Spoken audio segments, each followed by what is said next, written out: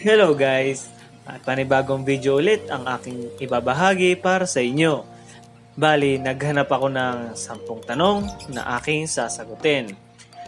At kung bago ka pa lang dito sa aming YouTube channel, pindutin mo na ang subscribe bilang suporta sa aming channel.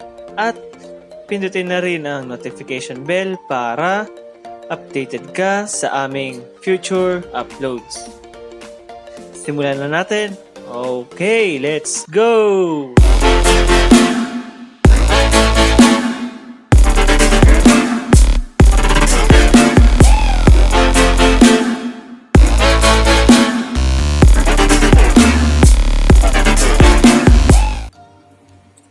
Okay, ang unang tanong ay, pwede bang mag-pair ang magkapatid?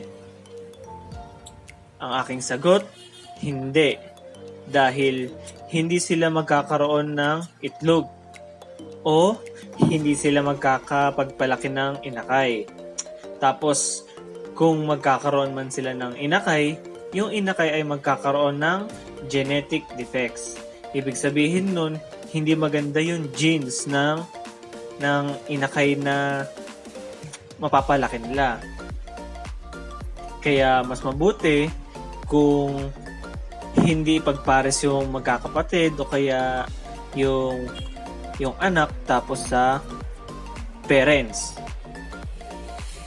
Ang pangalawang tanong ay, ano ang vitamins para mag-fertile yung mga itlog? Dalawa ang pwedeng ibigay sa breeder mo. Una, yung inumin nila, samahan mo ng vitamin E. Kasi yung vitamin E ay para sa pag-fertile ng mga eggs.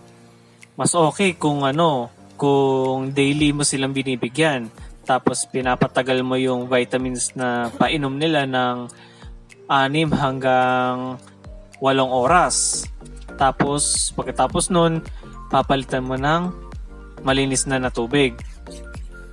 Tapos yung isa mo pang ibibigay, yung pellets na fertility booster. Mas okay kung yung successor, yung pang manok. Tapos mura pa yun, nasa 45 pesos lang yun. Okay. Next question tayo. Number 3 ay, paano magpalabas ng high mutation?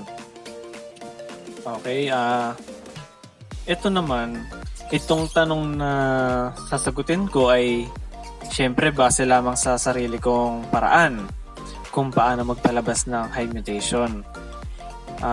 Una, syempre kung gusto mo agad ng high mutation, bibili ka kaagad ng mga high mute na doon sa mga meron. Tapos, ano-ano ba yung mga high mute? Sa African, may mga Opaline, Ewing, Pale Fallow, Dan Fallow, Ino, tas marami pang iba. Kung sa presyo ng mga high mutation ang pag-uusapan, depende na yon sa mga breeders. Hindi ko sila pwedeng pangunahan sa presyo. Kung madami ka namang panahon para maghintay, doon tayo sa simpleng process. Ito ay base nga lang sa aking paraan kung paano magpalabas ng high mutation. So, magsisimula tayo sa low mutation.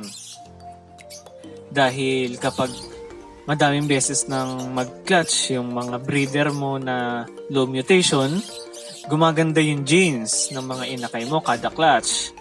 Siguro aabot ng 6 hanggang 8 clutch, ayun na, papasok na doon yung high mutation. O yung may pagkaganda na yung genes ng inakay. Tapos, ayun na nga, magkakaroon na nga ng chance para makapagpalaki sila ng high mutation na inakay. Okay na tayo doon? Medyo napapaisip na ba kayo? Di next question na tayo. Ang number 4 na tanong ay, Pwede bang ipag-pair ang ALBS 1 at ALBS 2? Okay, dito, ang pag-pair ng ALBS 1 at ALBS 2 ay nasa sa inyo na yan. Decision nyo na yan kung ano ang sadya nyo sa pagpasok sa pag-iibon. Ang una ko yung sasagot dyan, yung hindi. Hindi pwede i-pair kung kayo ay may balak na magbenta ng ibon, di ba? Mas okay kung quality birds. Quality birds yung ibebenta nyo. Yung mga tamang breed, walang hybrid. So, kailangan quality. Quality yung birds na ibebenta mo. Tapos yung pangalawa kong sagot ay pwede. Pwede mong i-pair yung ALBS 1 at ALBS 2 kung kayo ay mag-aalaga lang na hindi nyo binabalak na magbenta. Okay? Dahil yung value ng magiging inakay ng ALBS 1 tapos ALBS 2 ay hindi na tataas ng 150 pesos. So ayun yung pagkakakita ko sa mga nagbebenta ng inakay ng ALBS 1 tapos ALBS 2. Hindi na lumalagpas ng 150 pesos. Pero malay nyo, may iba na tinataasan yung presyo. At ang tawag sa inakay ng ALBS 1 tapos ALBS 2 ay buknoy. Ayun yung tawag sa hybrid. So, ang buknoy ay isang hybrid na hindi daw makakapag-fertile ng eggs kung sakaling magkaroon man ng pares yung buknoy. O hindi makakapagpabuhay ng inakay. So, ayun yung mga sinasabi ng iba na ang buknoy ay hindi nakakapag-fertile o nakakapagpalaki ng inakay. So, kung balak nyo mag-pair ng ALBS 1 at ALBS 2, depende na yun kung sa inyo kung magbebenta kayo or pang-alaga lang. Pero mas okay na kung magkapares kayo ng ALBS 1 at ALBS 2 ay pang-alaga lang. Okay? Okay na po tayo doon. Alright. Next question tayo. Pang-limang tanong. Ano ang dapat at kailangan para makapag-breed ng kakatiel? So ito, madali lang 'to pag-usapan. Para makapagsimula ka mag-breed ng kakatiel, dapat sigurado ka sa gender ng kakatiel mo. Dahil kung hindi, walang magaganap diyan. Okay? Tapos yung kulungan, mas okay kung mas malaki. Pwede yung flight cage or colony cage para maluwag yung galaw ng mga kakatiel mo kasi mahaba ang wingspan niyan kaysa sa mga ALBS. Okay? Tapos pagdating sa nest box, dapat yung sukat niyan ay 12 by 12 by 12. Malaki yun. Large size na ata yun para sa kakatiel. At sa loob ng nest box, kailangan maraming kusot. Okay? Para iwas para iwas split. Para iwas splay legs. Okay? Tapos, then, magsisimula lang sila mag-breed kapag nasa tamang edad na. Kaya, hintayin mo lang hanggang sa mag-mature sila. Kaya, pwede din na bumili kayo ng mga matured na para ilang buwan na lang ang hihintayin nyo. Huwag lang kayo mainip, ha? Okay? Tapos, huwag kakalimutan yung mga daily needs nila. Yung seeds, yung malinis na tubig, fruits kung sakali, tapos veggies, tapos importante yung vitamins. Okay na po? Okay, number 6 na po tayo na tanong ang number 6 ay, okay lang bang bigyan ng kulasiman kapag nangingitlog na ang breeder nyo? Pwede naman. Dahil hindi naman nakakaapekto yung pangingitlog dahil sa kulasiman. Kasi yung kulasiman ay tinatawag na mating booster. Ayun yung tinatawag ng iba. Kaya importante daw ang kulasiman kapag gusto mo magpa-breed agad kung gusto mo agad magkaroon ng itlog yung breeder mo, bibigyan mo ng kulasiman. Kung hindi mo pa alam kung saan makakahanap ng kulasiman, meron kaming video para doon kung saan nakakahanap. Hanapin nyo na lang po. Okay? Tapos, meron pa tayong ibang paraan para mabilis yung pag-mate ng breeder nyo. So, ito ang aking ibibigay. Bigyan nyo lang sila ng kangkong. Tapos, toge. Yung toge mismo. Tapos, hilaw lang yung ibibigay nyo ha. Ayun. Yung dalawang yun, yung kangkong at yung toge ay isa din na para pampabilis ng mating ng breeder nyo. Okay? Okay? Alright. Next question po tayo. Number 7. Paano i-kondisyon ang sabi... okay. Ulit.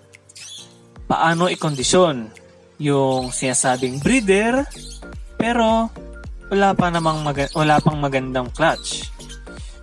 Okay, itong tanong na to ay napasapasahan na yung breeder kasi wala pang magandang clutch. So, ang dapat na gawin ay ibukod nyo na yung pair na yon kasi may problema isa sa kanila. Okay? Tapos kapag nabukod nyo na, hanapan nyo ng panibagong pares yung dalawang na binukod nyo na dapat magkaedad din. So kung yung isa nasa 1 year, dapat ipapares nyo doon ay medyo above ng 1 month, bali 1 month and 1 year, ganun. Tapos o kaya 1 year din o kaya 11 months. Ganun. Mas okay kung magkalapit yung age nila. Ganun din sa isang hiniwalay nyo. Tapos, kailangan dapat alam nyo yung totoong edad ng bibilin yung ibon na ipapares nyo doon sa pinaghiwalay nyo. Okay? Para wala nang hintayan. Kasi kung mas bata yung binili nyo, tapos ipapares nyo doon sa matured na, may hirapan po kayo lalo. Kasi pwede yan mag-away, pwede yan hindi mag-pair, pwede mamatay yung isa dyan.